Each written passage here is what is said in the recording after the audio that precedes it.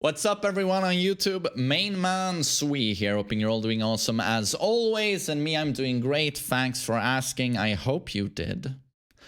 We're gonna watch top 20 best fighting games of all time, and this is a video by WatchMojo. So it's not another like fighting game content creator, so I guess anything goes in this video. It's still gonna be interesting because it's gonna be from a very like casual mainstream audience perspective, so it's gonna be interesting. And I love that the very first frame of this video is Tekken 3, and this is the game that you know, if I talk to other elderly people, so people my age, and I mention like, oh, you know, I'm a YouTuber, I make videos about Tekken, and they immediately say, oh, Tekken 3, Ogre, poo, poo, poo, poo. That's the game everyone knows about, everyone played. So my guess is Tekken 3 is gonna be pretty goddamn high on this list. But we'll see. It will probably feature a lot of games I haven't played as well. I don't know, we'll see. I hope the volume is all right. Welcome to WatchMojo, and today we're counting down. I can't stand that outfit. I'm so sorry. I guess I'm old-fashioned, you know, but what the fuck is that? What the fuck is this? Seriously. Oh, today I want to play as a stripper. So, well, For the top 20 I don't know. I've never liked that shit. Oh, was that rival schools? Oh, what is this? For this list, More again. going over the absolute best fighting I think games Marvel to vs. ever Capcom. exist. Have you played any of these titles? Which ones had you and your MK. friends going another round or 5? Share with us in the comments below. Number 20, War of the Monsters. Wait, number 20, War of the Monsters. Okay. I don't know what this is. But I know there are many types of games like this, like Godzilla fighting, King Kong fighting, Super Mech Warrior. Arcade games like Rampage gave us a taste of that, but when it comes to monsters fighting each other, War of the Monsters was everything we had been wanting. Where's the wave dash? Up to 4 players can duke it out while leveling buildings DLC, and avoiding Optimus hazards. Prime. The best part was the diverse selection of monsters. The diverse selection shows a character select with 10? To choose, from giant eyeballs to robots to mutant animals and insects. Needless to say, if there was This a fucking monster game fight was the you best. wanted to see, Okay. Bug versus Bot or Sweet Tooth versus a giant ape, War of the Monsters delivered hours of fun.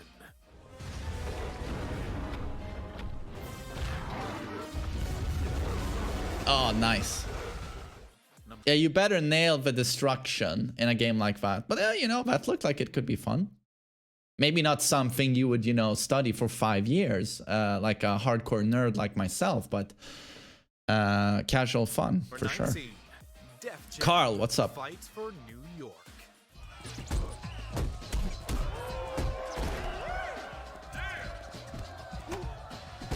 I don't know which Def Jam I played, but holy shit, did I love it. I mean, again, it's not a game you play, you know, you get super invested, but it's like the sheer brutality and the impact of everything. I loved playing that many years ago with my brother. A fighting game with some attitude. While the first Def Jam game was And right, you could play 4 badass players. gem of a brawler, its sequel, That's super Fight for cool. New York, was so much better. Just like with the first game, Fight for New York was packed with a roster of 67 fighters.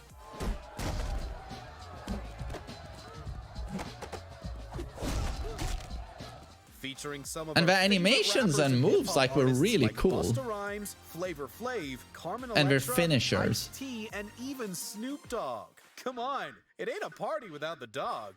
Of course, with all these music artists came a sick selection of songs to jam to while we deck our friends across their faces. We just wish GameCube players weren't missing so much of the awesome soundtrack. Number 18, Power Stone 2. Oh, Power Stone, classic. God, this game was so good looking. Way back in the day on Dreamcast.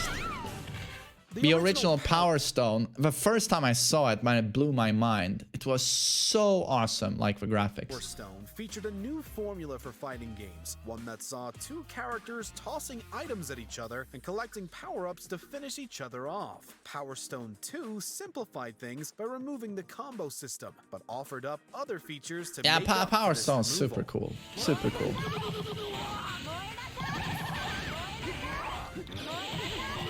I mean, honestly, they have some pretty damn good titles so far in this list. A handful of new playable characters, as well as most of the original cast being I mean, it might not be the games, like if you ask a huge FGC nerd, you know, he'd probably say Marvel vs. Capcom 1, 2, Street Fighter 4, 3, you know, just the same titles over and over, the most competitive. But you know, these are great games, you know, that anyone can pick up and really enjoy without having to spend, you know, 9 gazillion hours mashing execution and frames. Robert, what's up, buddy?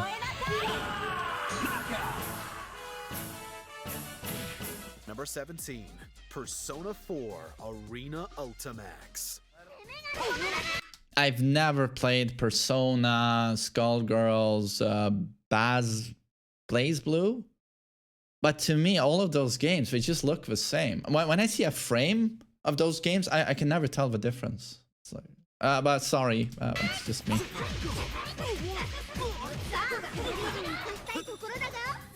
The original Persona 4 Arena was a surprisingly good spin-off for the Shin Megami Tensei series, boasting tight controls, an interactive narrative across its 13-character roster, and a combat system that perfectly translates Persona's style and concepts. So why does the sequel, Ultimax, make it on here instead?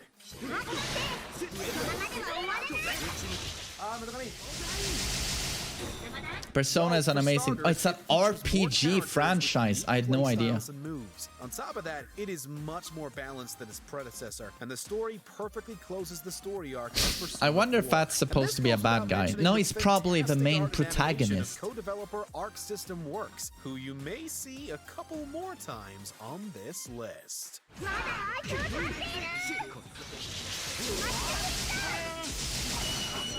Number 16, Darkstalkers, the Night Warriors. Oh, right. I was actually gonna say Darkstalkers. Yes, that's the franchise Morrigan comes from.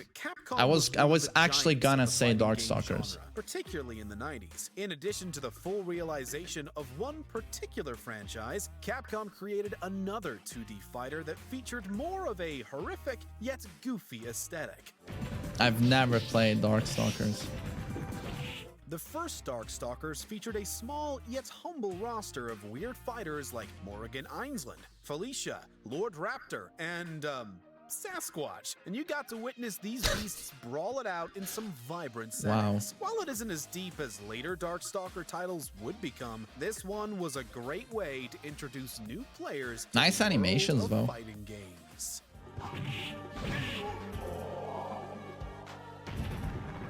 Number 15, The King of Fighters 13. 13.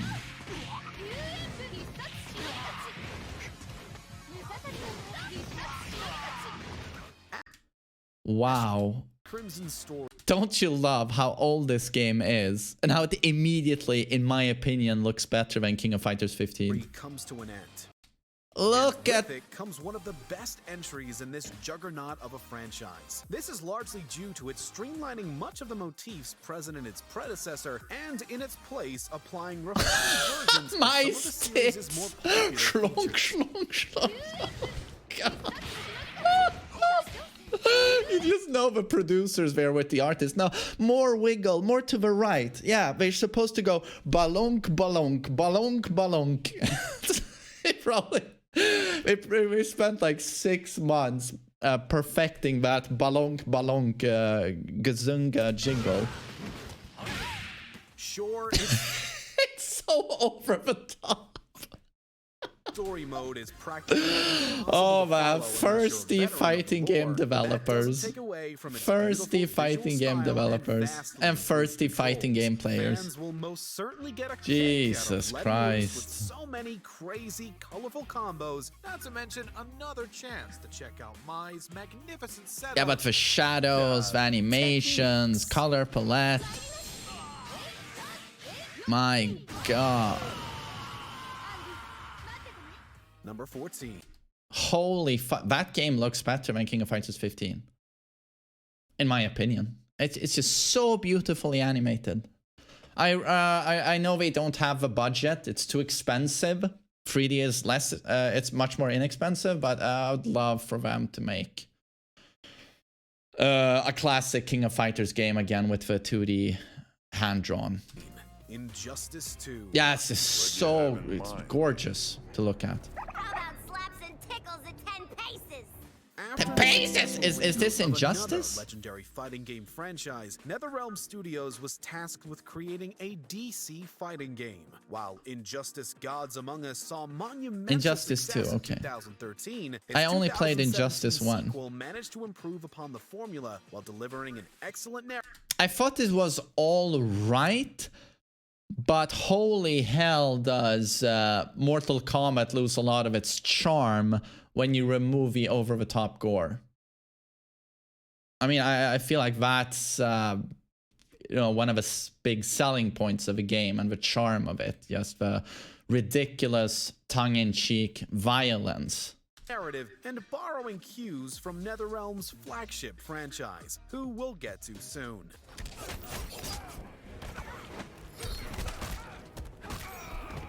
As for the roster, well, now you can see Batman and Superman take on the likes of that's a even lot more of heroes and characters. villains like Gorilla Grodd, Starfire, and the Teenage Mutant Ninja Turtles. Oh, Plus, wow. The inclusion of premier skins allowed even more characters to be added without the extra work of having to rebalance the game.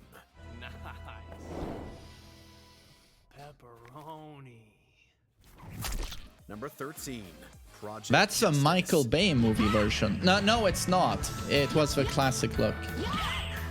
Ah, Rival School. Rival Schools had long been Rival neglected, Schools, yeah, but the Akira's soundtrack. inclusion as one of the final I really DLC like the characters Rival for Schools Street Fighter V soundtracks. has helped open some folks' eyes. Whereas the original Rival Schools was more of a traditional fighter with small It died with PlayStation 1, right? I played Rival Schools 1, and I think it got a sequel, Rival Schools 2, on the PlayStation, but then it kind of assist died. elements, the sequel, Project Justice, went a bit more crazy Oh, Project with it. Justice.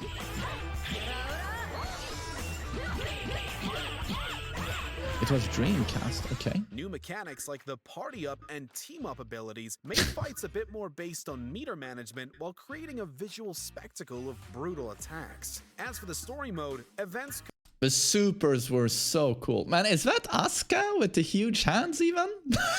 That's fucking could Asuka. alter depending on the outcome of certain fights. In other words, losing a fight did not necessarily mean a loss in progress.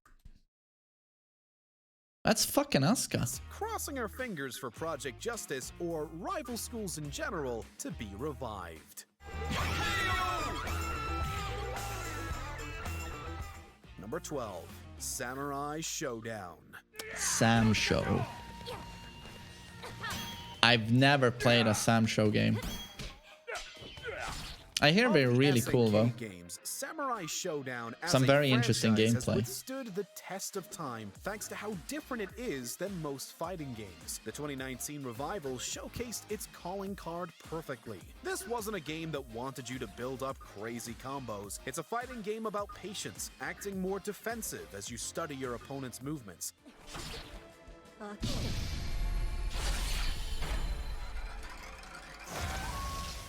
Oh, cool. Very, Even very nice. light attacks dealing significant damage, there isn't much room for error here. Find your openings to disarm your adversary and finish them quickly. Needless to say, Samurai Shodown perfectly replicates those classic samurai duels we've seen across TV and movies, It looks a bit like the MK11 map. while offering a complex and risky combat system. It's a good looking game, Number though. 11, Tekken 3. Number 11?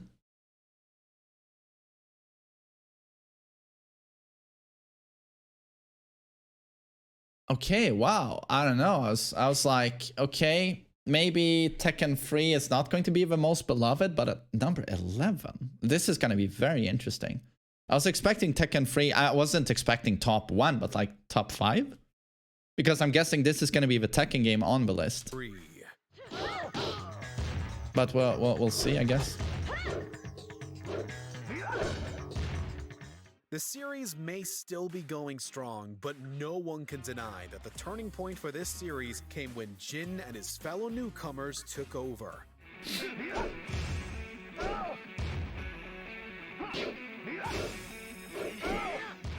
With far superior graphics, a huge boost to the character roster, as well as much greater depth given to the actual fighting, especially in terms of movement. This set the standard for all Tekken games that followed, and remains one of the most successful games under the banner of the original PlayStation. We'll just forget that Tekken Ball was ever a thing.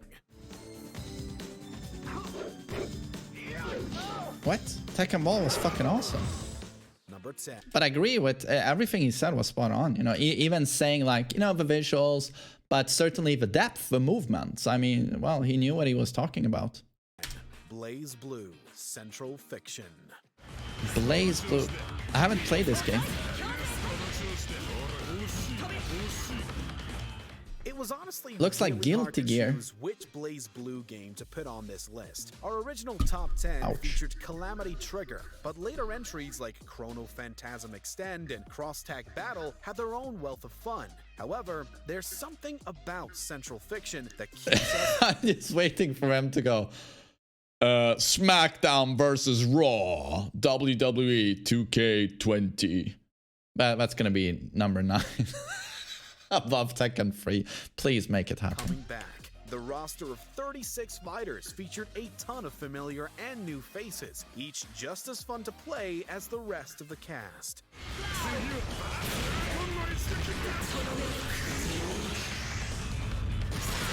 I mean, I would agree with Shut Your Mouth being somewhere on this list. I mean, it's a super fun game. I mean, I don't know if Def Jam is a fighting game. Certainly SmackDown would be.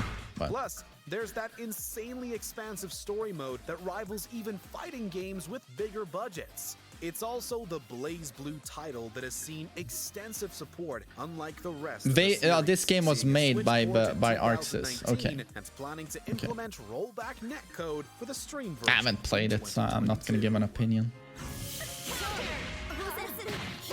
I'm just not a fan of this like super over the top anime look. Number 9, Dead or Alive 5.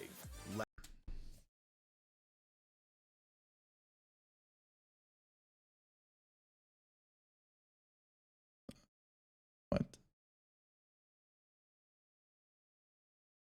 I mean, so far I've been like, oh, this is reasonable. But you're gonna put Dead or Alive 5 over Tekken 3? I mean, Tekken 3 is like at the museum of fighting game history. It's in that museum, basically. But Dead or Alive 5? I mean, I've played a couple of Dead or Alives. It's a very, very weak copy of Tekken. Last round.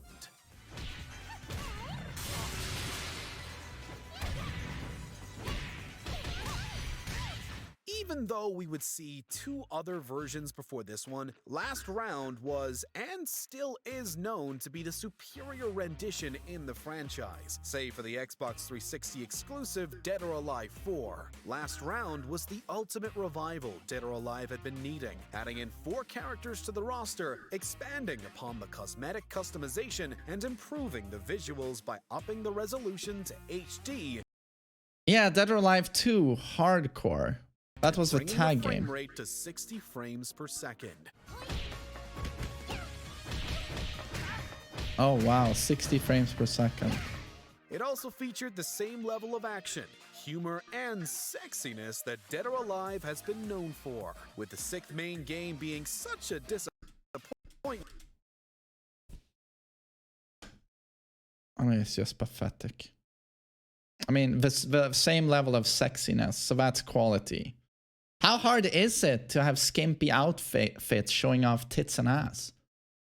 Is that a quality to a game? That's the easiest thing in the world. 3D model a pair of tits and making them gigantic. One can see why folks have flocked back. How hard to is Last that? Round.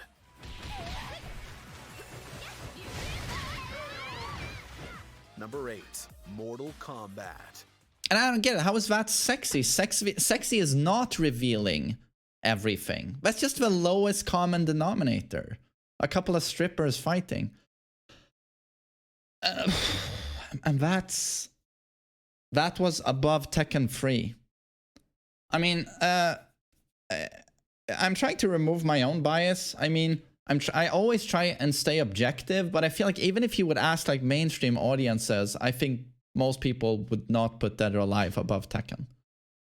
I feel like even the mainstream audience would agree. But, oh, I don't know. Oh well, this is how you relaunch a franchise. WatchMojo's opinion. Taking everything back to the beginning. This is MK9, right? Reimagining not only brought with it the classic characters we all know and love, but surrounded them with an immense amount of bloody and brilliant content.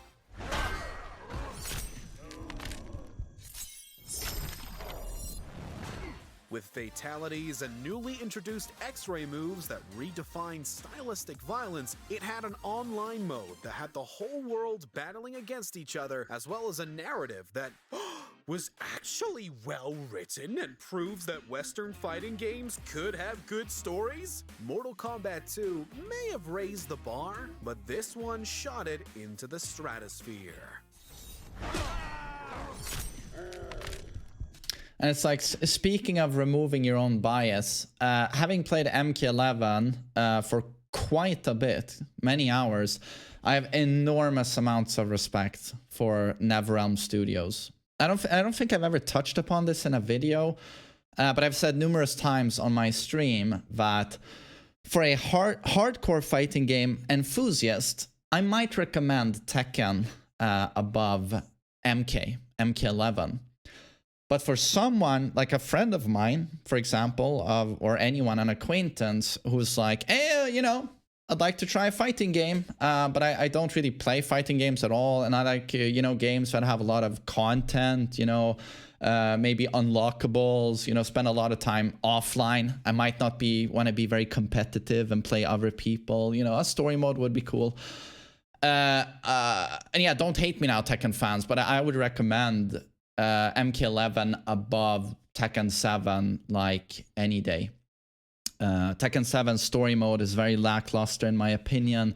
Offline content is extremely bare bones, and in terms of quality of life and being a modern product, NetherRealm Studios with MK11, like the story mode, and if you play Aftermath, the addition to story mode, the presentation of that game, the amount of world building with the dialogue in between the characters, the sheer amount of like offline content and the accessibility with guides and everything built into the game, the super well made practice mode, you don't pay for frame data, the awesome netcode, and still actually having a pretty damn satisfying game. It certainly doesn't have a depth or complexity of Tekken.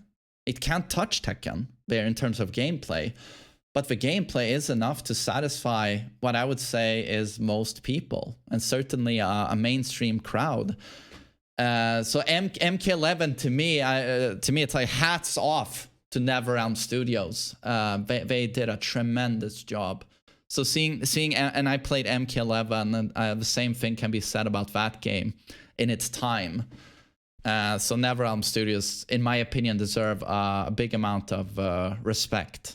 And I hope that, as stubborn as Tekken developers are, that they take a look at what NetherRealm Studios has done in terms of making MK a very modern product, and what can be done in a story mode, even though it's a fighting game, you know, and most people laugh at the idea of a fighting game having a cool story. I feel like NetherRealms really proved that, yeah, you can make amazing things. Number 7, Soulcalibur VI.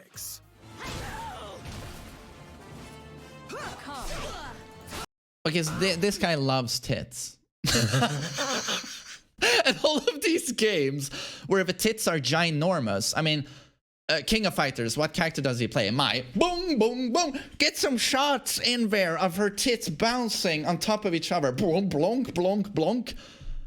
And then what? We saw Soulcalibur before. Make sure Ivy's ass. Oh, I can't see her asshole. Make her bend over. And what? What did we get in Dead or Alive? 2 bunnies fighting each other. And here's like the tits again. This guy, can someone get this guy a fucking girlfriend? And maybe he'll get laid and he'll be like, oh no, maybe Dead or Alive 5 should be at the bottom of the list. Hey, Johnny, you got it. Look, Soulcalibur 2 will always have a special place in our hearts for its visuals, controls, and inclusion of weird guest characters. However, this guy is fucking thirsty. Soulcalibur 4 managed to blow everything out of the water, in addition to strange guest characters like Geralt of Rivia. But honestly, yes. I mean, Ivy alone. Yes, this game has more tits than Tekken 3. Yup. And they're more high res, more polygons on those good jungas. I mean, yeah, Tekken 3 doesn't have a chance. 2B and Samurai Showdown's Homaru, Soulcalibur 4 featured an insanely deep character customization, allowing players to create almost entirely new characters. Customization is great in Soulcalibur. Or weird renditions of pre-existing ones. I'll show you.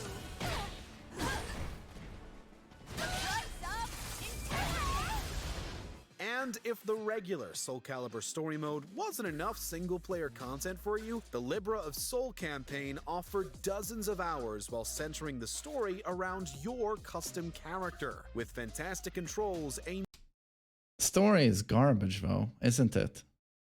I mean, I guess if you read the lore, I don't know, some thought might have gone into it, might be good, but the way it's presented are very even cutscenes in Soulcalibur 6. Meaty roster and spectacular. The pause. I love how you say, oh, the pause. I could pause this guy's footage at any fucking frame and you're gonna see a butt crack or an ass.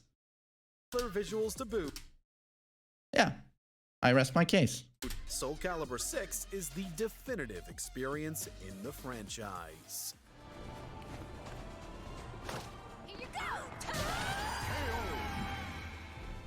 Number 6, Killer Instinct. Where are the boobs? Killer Instinct. The revival of Killer Okay, I hear a lot of good things about the game, though. Haven't played it, so I'm not gonna give an opinion. Hear a lot of good things about it. A soft spot for the original 1994 title, but the 2013 rendition was practically a pioneer. Killer Instinct provided the same level of hyperactive action fans knew it for, while also incorporating tools and tutorials that helped ease new players into the game, regardless of when they jumped in.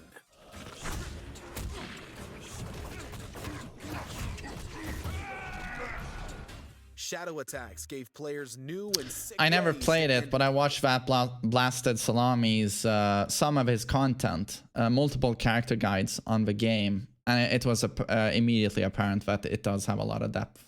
combos or string them longer. Simplified Ultras ended fights in musical and climactic ways, as did Ultimates, and the music from Mick Gordon shines spectacularly. Oh, right, Mick Gordon's soundtrack. Holy shit, is it a good soundtrack, this game.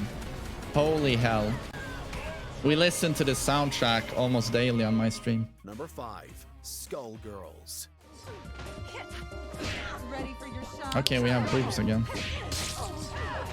Skullgirls, haven't played it. Fighting games in the indie marketplace vying for our time and money, and a lot of them are really great. When I hear Skullgirls, I just think of revolutionary rollback netcode, but I think was invented by the Cannon brothers.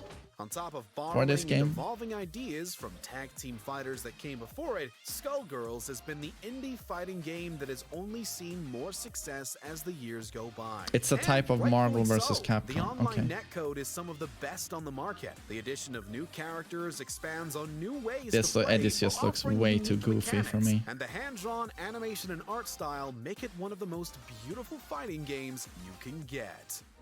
You're mine. One of the most beautiful fighting games. It's certainly well animated, but I don't know, man, in terms of... Number 4, Dragon Ball FighterZ.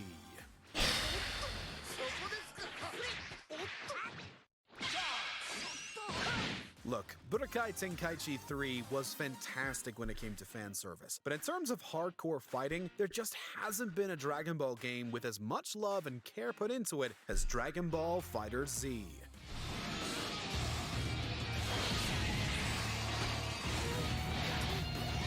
Once again, Arc System Works manages to deliver with exceptional animation and visuals, replicating the look and feel Yeah, of my the anime. god, did they nail FighterZ it. also featured a The unique look. combat system where pulling off combos rewarded you with the legendary Dragon Balls, eventually allowing you to summon Shenron himself. Couple this combat system with a hearty helping of post-launch support with DLC. But can you really say, like, the gameplay is impressive in this game? Like, I played it a few times, and to me it was just like, why not call it Marvel versus Capcom DBZ? Is anything revolutionary about this gameplay? Isn't this gameplay that has been seen like 9 million times before? I don't know, but yeah, the visuals, amazing. Looks exactly like Dragon Ball. Characters, and you've got a Dragon Ball game that every fan needs in their library. But to me, it's like you're putting a game super high on your list that's basically a slightly tuned Marvel versus Capcom clone with gorgeous visuals. I hope that's not offensive to anyone, but it's like, what was the gameplay revolution here exactly?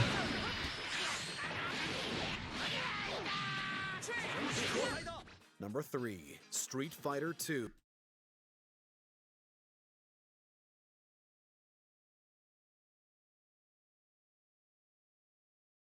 The World Warrior.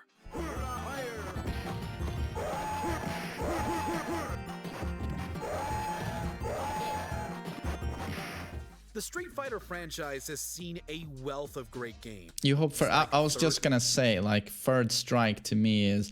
But again, this is a mainstream journalists, or I don't know what to call WatchMojo. It's his take on it, right?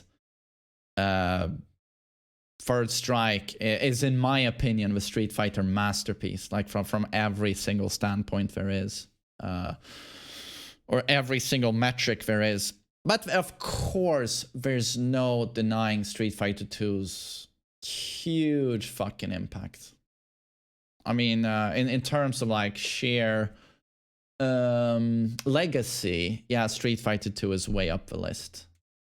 Strike and the Alpha series. Even Street Fighter V managed to bring in fans, albeit after some drastic improvements were made to its story, content, and quality of life. However, fighting games just wouldn't be where they are today if it weren't for Street Fighter II. There's a little bit too much nostalgia going on here. I mean, for fuck's sakes. I mean, yeah, the legacy and impact, but no one's gonna play Street Fighter 2 today. Considering what you have. the other options. It maybe would have been more interesting to say top 20 games today, but yeah, I don't know. This is not fun. I have Street Fighter 2 right there on that cabinet, and when I have people over or a party, people play it for 2 minutes and then say, okay, that's good. They just listen a bit to the stage music and do a couple of Hadoukens, but no one sits there for 2 hours spellbound by this game. It set the scene for competitive gaming as well, with some organizations still holding tournaments of the game to this very day. For Street Fighter 2, age has only strengthened it. Age has only strengthened it. No, it hasn't. Age has deteriorated it.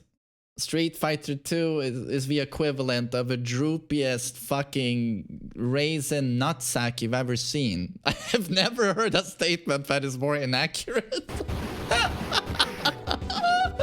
Oh god. Number 2. No. It was revolutionary in its day. 30 years later, not so much. Oh, where are we? Are we at number 1? Capcom 2. New Age of Heroes. So this is the best fighting game of all time. But if you ask the US market and audience, there's no denying Marvel vs. Capcom 2 was, I don't know, the biggest favorite at EVO.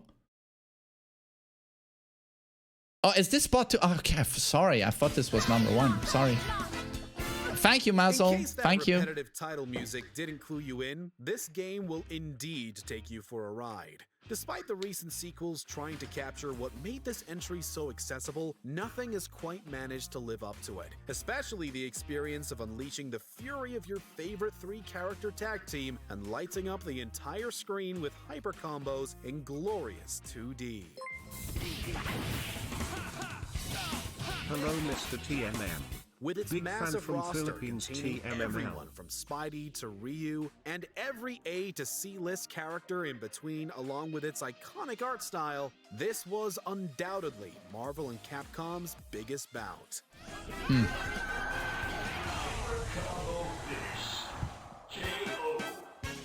Before we continue, be sure to subscribe to our channel and ring the bell to get notified about our latest videos. You have the option to be notified for occasional videos or all of them. If you're on your phone, make sure to go into your settings and switch on notifications. Number 1. Super Smash. I hate YouTube channels that do that. Remember to smash the like button and hit subscribe. Don't forget to hit the bell. I'm always like, thank you for reminding me to not do that. Smash Bros. Ultimate. Wait, is this number 1 or notable mentions? Or all of them. If you're on your phone, make sure to go into your settings and switch on notifications. No, honorary mentions. Number 1. Super.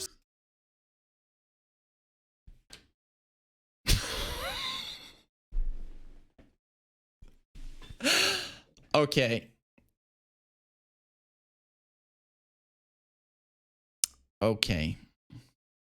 Okay, let's listen to this first. Smash Bros. Ultimate.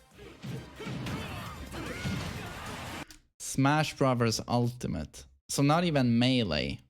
We're gonna go with the game that has its best fighting game. What's the native input lag? Input delay? Even without the horrible netcode. Well, how much input lag? There's some serious input lag in that game.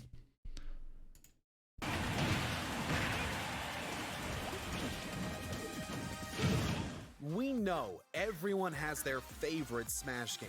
Speedy players will stick. No, but is it 20 frames? No, it's a ridiculous amount. Melee, while Subspace.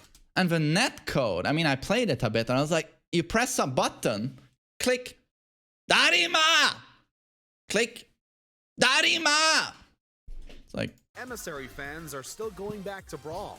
Retro fans are gonna play 64 every once in a while, as Smash 4 fans explore the different ideas that game. to me, it was unplayable. And I think I played people in my area. Holds. Ultimate, on the other hand, you can't ignore how massive this game has become. For sure, it's super massive.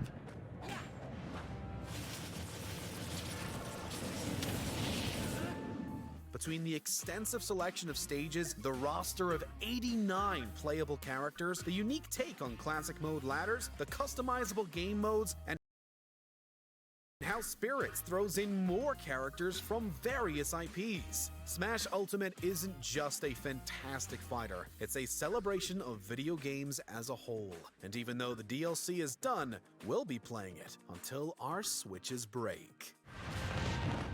Here we go. In the mood for more awesome gaming content? The customized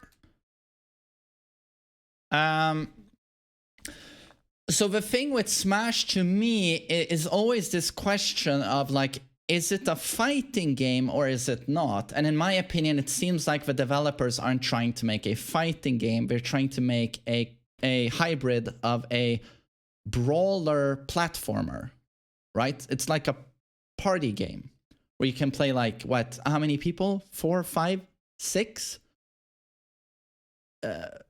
I feel like this is a game where, you know, there's a select amount of gamers in any games community that will sweatlord, that will try and turn everything into a competitive game. And I think Smash was never meant to be a fighting game or a competitive fighting game. I think the community forces it. You know, it's in that middle ground where I see this happen to Dead by Daylight as well, where it's like, it's in that middle ground between maybe a party game and a competitive game, right? It's somewhere in the middle, but a hardcore section of a game's community forces that competitive aspect and has to make up rules for it to work. Oh no, we ban 90% of the maps, you can't play these characters, you can't do this attack, you can't do that. And you see this with Dead by Daylight, and I think you see this with Smash. And all I can think is like, was that really what the developers had in mind with the game? But there's no denying that Melee has some incredible, there's a lot of depth to the gameplay. And some of the most insane, I've had this explained to me by people who play Melee, who I trust a lot. You know, it's reaction speed you need to have, the depth, the strategy, the insane execution of a movement in the game. I respect all of that. But is it really deep down a fighting game? I don't know. And Smash, having Smash Ultimate on the list with its, you know, input lag, horrible netcode. Yeah, I don't know. But there's certainly no debate that it's enormously successful, enormously popular. But best fighting game? I don't know. Super Smash I have to disagree there. Stick to Melee. While Subspace Emissary fans are still massive, this game has become customization and number 12. But oh well, it was a really fun list to watch, and I thought he did put in a lot of quality games here. A lot of games that some people might have forgotten, but who are like fucking classics. This was definitely a game to bring to parties. This is from a casual's viewpoint. Yeah, no, absolutely. Of course it is. But I just don't know if a casual audience regards Smash as a fighting game. I don't know if they do that. I think most people who buy that game are like parents, you know, who want their kids to play a fun party game, a brawler platformer. I just don't think the majority of people who bought that game see it as a fighting game. I think it's a hardcore select few sweatlords who have turned it into a fighting game. by applying a lot of rules to it, made up by them, not by the developers of the game. You know, I played Smash, and I chose as a training stage a random stage, and I got like a Game Boy screen that kept moving to the sides, and I was like, it was my first time playing Smash, and I was just dumbfounded. I was like, what is happening? What is going on? And people told me, no, ha ha ha, you're not meant to play that map. And I'm like, what? And then people start telling me like, oh no, you're meant to do this. You have to only play those 2 maps, or preferably just that map. And go to, you haven't gone to the rules? Oh my God, you gotta go to the rules. You have to play solo, one-on-one. Oh, items, no one plays with items. You gotta remove those and do this and this. And I'm like, what? So, okay, the game becomes competitive for you if you just adjust all of these metrics and things, and it's like, I don't know. Is that a fighting game? Or people say with Melee, you have all of this, and on top of it you add, well, there's only like 4 playable characters. Everyone else is trash. Oh, and don't play Ice Climbers. They have this ridiculous throw or something. So to me, it's this phenomenon I've seen in Dead by Daylight, where the developers are like, don't take this too seriously now, guys. You know, this is not an ultra competitive game. This started out as a party game, you know, and we're trying to balance it towards intermediates, somewhere in the middle, but it's not competitive. But when you have that chunk of a Dead by Daylight community who study everything, are super hardcore, and it's like, no, you gotta balance for high level. It's supposed to be super competitive. And the developers are like, but that's not what we had in mind. Relax, that's not what we had in mind. But it's the same phenomenon. And then the Dead by Daylight community creates hardcore tournaments, Dead by Daylight tournaments, but they do the same thing. Survivors, you can only use, these perks are banned, these add-ons are banned, you can't use, the perks, only 2 copies per team. Everyone can't have Dead Hard. It's like you gotta, the game doesn't work, so you gotta adjust everything so that it fits a tournament format, because the game was never meant to be that. Do you get what I'm saying? So to me, it's quite apparent that Nintendo did not try to make a fighting game here. They tried to make a fun, casual brawler slash platformer hybrid, where mostly kids and families could duke it out together, you know, and just have some cool, casual fun. And I respect people who see this as a fighting game, by the way. You could argue that, you could have that opinion, but I have to be completely honest on my video and say that it just does not strike me as a fighting game, personally, for all of the reasons I mentioned. But fun list, and I hope you enjoyed listening to my thoughts on the list. Thanks for watching.